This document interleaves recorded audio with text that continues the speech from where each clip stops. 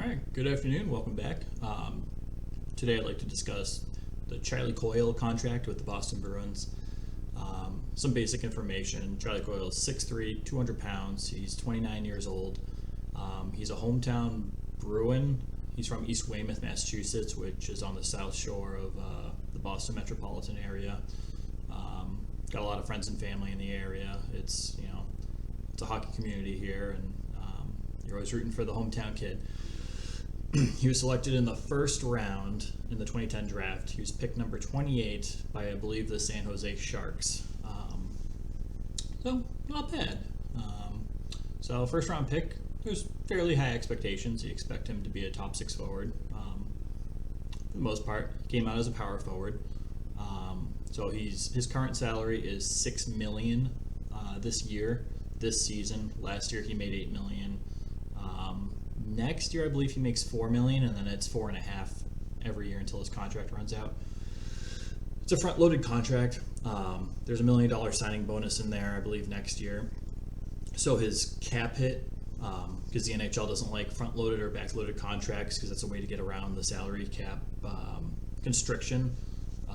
So it's an even cap hit throughout all 6 years of its contract at $5.25 million. So he's been an interesting player to watch on the Bruins team. And I kind of want to go over his stats and kind of see where he's fitting in, how he's doing, and go from there. So as a side note, I love Charlie Coyle. I was really getting into the Minnesota Wild when he first came to the Wild, and he started to have breakout seasons as a young player, and he was fun to watch. I've always rooted for him. He came to Boston, back to his hometown. I'm always in support of that. He came here on a decent contract. It was like $3.2 million, I think it was 3.2. It might have been a little more. It was no $3 million annual cap hit, which is good. It's about right. So just to go over some stats. 2015-2016, he was with the Minnesota Wild. This is his fourth year in the league. He had a career high of 21 goals in 82 games played. He supplemented it with 21 assists and 42 points. He spent over 17 minutes on the ice every game on average. That's high, but back in 2015-2016, he was on a Minnesota Wild team that needed offense. They needed production, and Coyle was producing. Next season, year 5 for him, 2016-2017, he had 18 goals and 38 assists, career high in 38 assists. That includes up until the current date, when I say career highs, and a career high of 56 points that season in 82 games, which is decent. His time on ice was 16:42. He was swapping between second line, third line center, but he was still producing. He spent a lot of time on the second line. He was producing. His time on ice went down a bit, but it is what it is. It kind of made sense for where the Wild were at that point in their franchise. So now we're going to skip ahead to last year with the Bruins, year 9 of his career, 2021. That was the shortened bubble season. 51 games. He ended with 6 goals and 10 assists, 16 total points in 51 games, with a total time on ice average of 16 minutes and 17 seconds. So last year he was predominantly the third line center. He didn't really see much time on the fourth line. He saw very, very limited time on the first and second line. Kind of when Bruce Cassidy would change up the lines, and kind of needed to spark the team. So the time on ice for a third line center, it's a little high, but guy plays on the penalty kill. He can play on the power play. He's a bigger body, so time on ice kind of makes sense. But still, 6 goals in 51 games, 10 assists. You kind of want to see more production, even from your third line center, even from a young guy who signed a big contract, has a lot of potential. This season, he is the second line center. He's played 19 games. He's had a bounce back. He's having a career year kind of equal to, I'd say, the 2015-2016 season. You know, he has 6 goals, 5 assists for 11 points in 19 games, which is pretty good. You know, he's spending just under 17 minutes a game on ice. Again, he's one of those guys for the Bruins this year because of their lack of depth. He's on every penalty kill. He is on every power play. He's often the 6th man that comes out onto the ice. So he's been given ample opportunity this year to prove himself, and given a lot of opportunities to show up on the score sheet. So we're going to look at his kind of career stats. He's only been with 2 teams, the Wild and the Bruins, at least from playing in an NHL uniform. He's only worn a Wild and Bruins jersey. So Minnesota, he played 479 games, which is a fair amount. What did he score? 91 goals, 151 assists for a total of 242 points. For his career in Minnesota over those 7 years, he averaged .505 points per game, which, fine. That's, nothing to sneeze at. It's production you're getting from a second lieutenant center. That's fantastic. So he comes to Boston, and since his time in Boston up until the current date, this does not include tonight's game on December 2nd of 2021 against the Predators. That should be exciting. So he's played 161 games. I love the addition on this. He scored 30 goals, 40 assists for 70 points. Just nice and easy. His total point per game production as a Bruin has been 0.435. So you're losing quite a bit of production there, about 20, not quite 20% of his former production with the Wild. That's something that's a little concerning.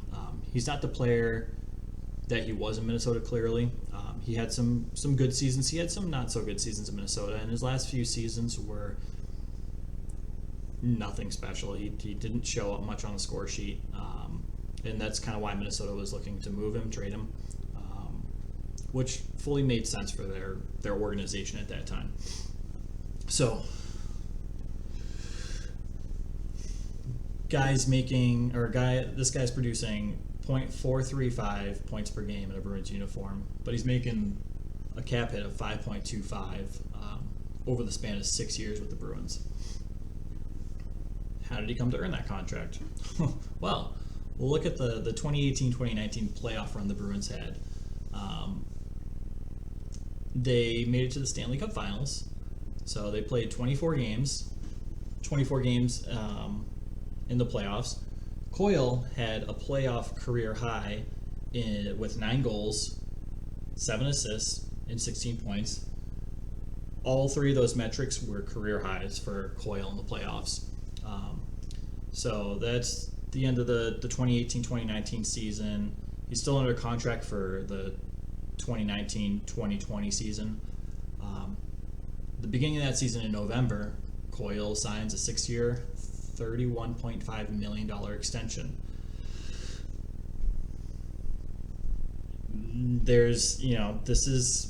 This contract was primarily based on his playoff success, and we saw this maybe a decade ago. Brian Bickle of the Chicago Blackhawks, fantastic playoff performer. That's the reason he got paid. Didn't do much in the regular season, and a few teams followed suit after that, and it really didn't pan out into being a feasible contract. So it's really not something you see anymore. You don't see somebody getting paid because they had one good postseason. It's a small sample size. And I want to look at the last 4 years to kind of reiterate this. We don't know what version of Coyle we're going to get in the playoffs. The last 4 years prior, his team was in the playoffs every year.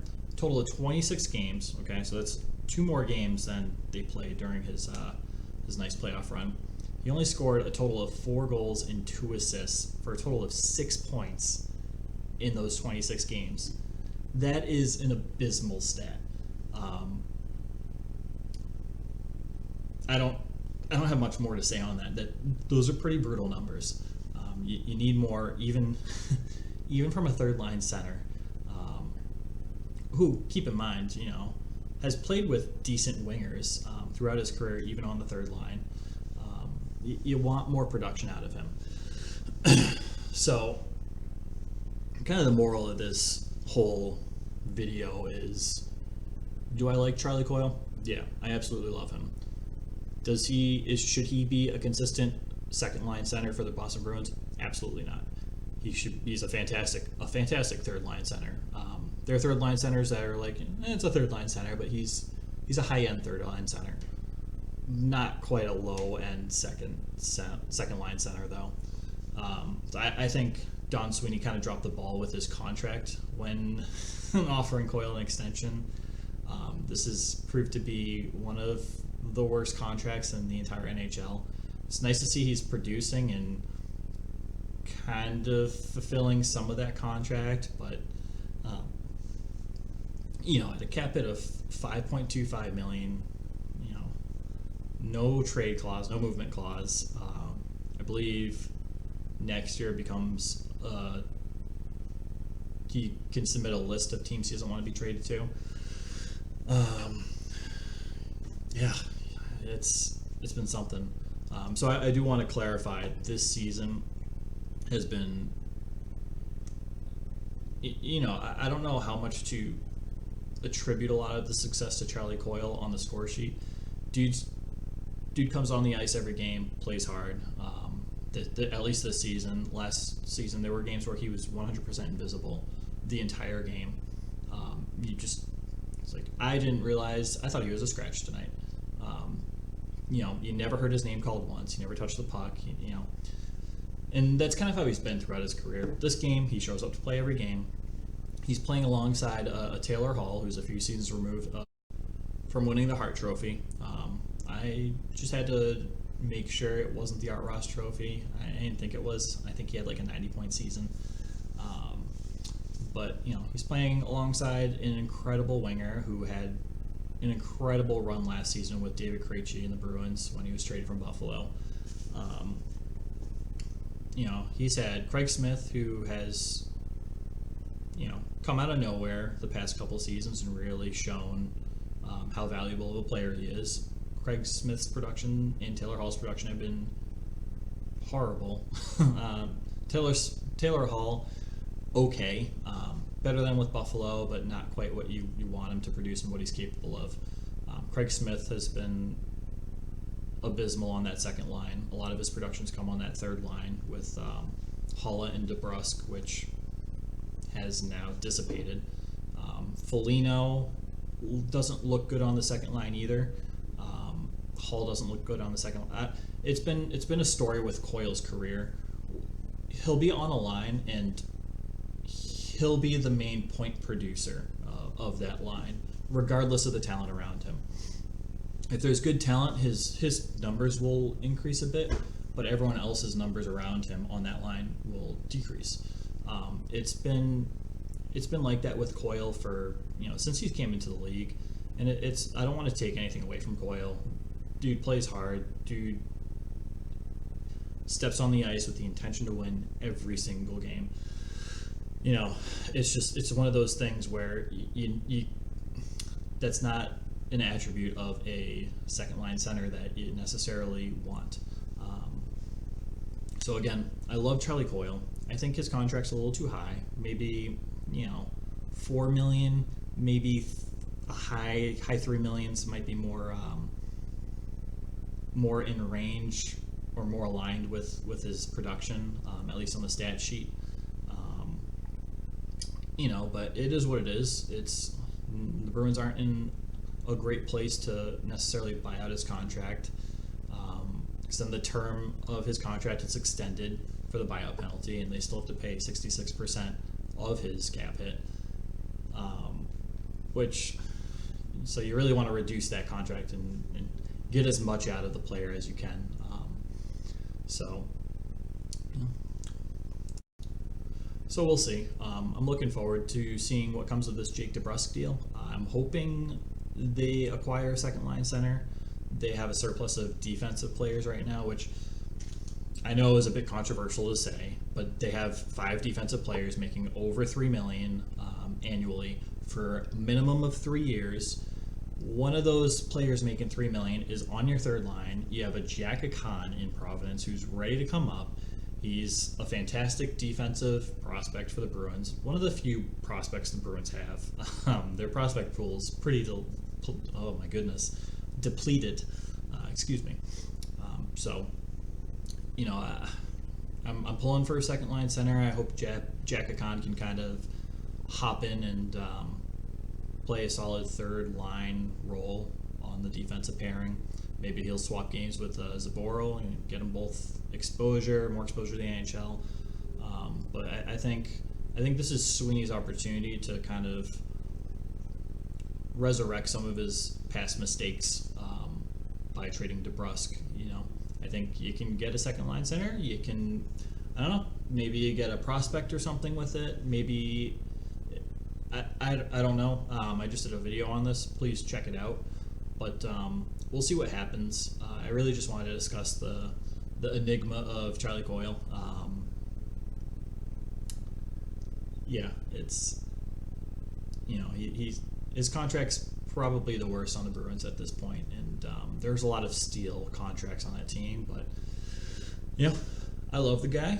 I know this might come off a little negative, but I love Charlie Coyle. I'm just, you know, critical of every player and love to look at stats and contracts and numbers. You know, I love numbers. So yeah, thanks for watching. Please let me know what you think. Let me know if you think I'm out of line, or I just love to hear your thoughts. Please leave comments. This is a brand new channel. I'm still interacting. I'd love to interact with anyone. Please, you know, that's all I got for this video. Please enjoy your day. Have a nice day. Have a great weekend, and I'll catch you later.